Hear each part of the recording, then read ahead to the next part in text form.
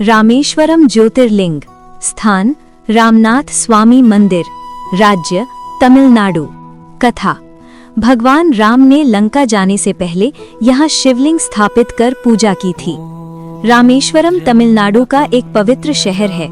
पुराणों के अनुसार भगवान राम ने अपनी पत्नी सीता को बचाने के लिए लंका जाने से पहले नदी के किनारे भगवान शिव की पूजा करने के लिए यहाँ एक शिवलिंग का निर्माण किया था। हनुमान जी कैलाश पर्वत से शिवलिंग लेने गए थे, लेकिन देरी के कारण माता सीता ने रेत से शिवलिंग बना दिया। मंदिर अपनी भव्य संरचना के लिए भी जाना जाता है और भारत के सभी हिंदू मंदिरों में इसका रास्ता सबसे लंबा है।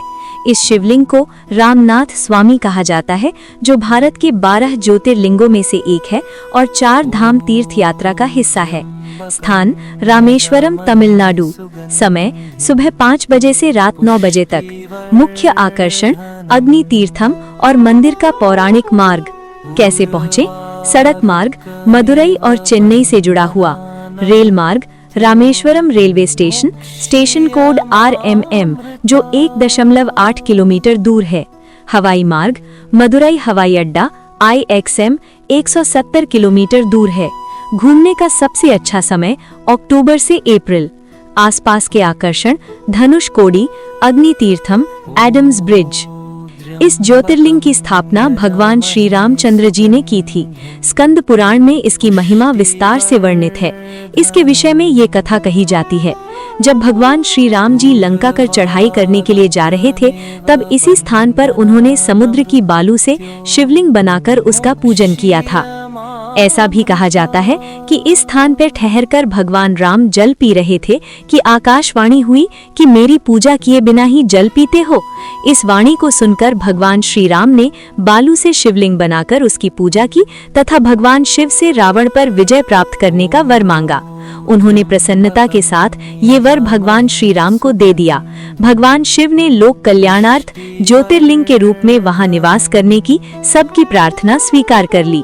तभी से ये ज्योतिर्लिंग यहाँ विराजमान है। इस ज्योतिर्लिंग के विषय में एक दूसरी कथा इस प्रकार कही जाती है।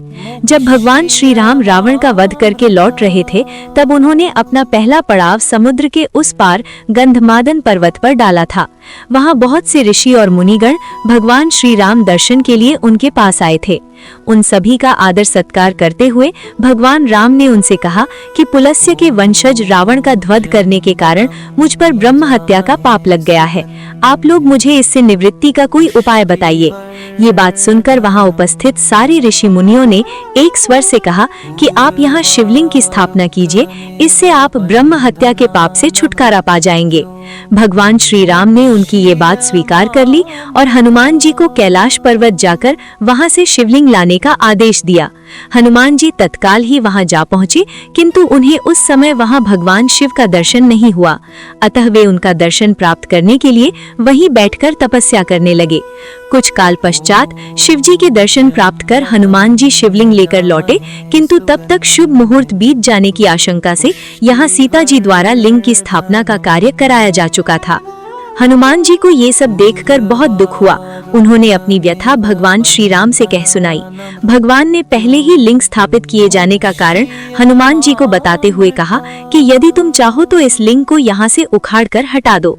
हनुमान जी अत्यंत प्रसन्न होकर उस लिंग को उखाड़ने लगे, किंतु बहुत प्रयत्न करने पर भी वो टस से मस नहीं हुआ।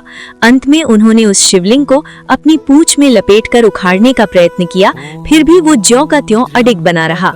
उल्टे हनुमान जी ही धक्का खाकर 1 कोस दूर मूर्छित होकर जा गिरे। उनके शरीर से रक्त बहने लगा। ये देखकर सभी लोग अत्यंत व्याकुल हो उठे।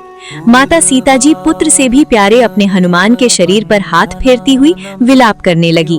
मूर्छा दूर होने पर हनुमान जी ने भगवान श्री राम को परम ब्रह्म के रूप में सामने देखा। भगवान ने उन्हें शंकर जी की महिमा बताकर उनका प्रबोध किया। हनुमान जी द्वारा लाए गए लिंग की स्थापना भी वहीं पास में करा दी गई।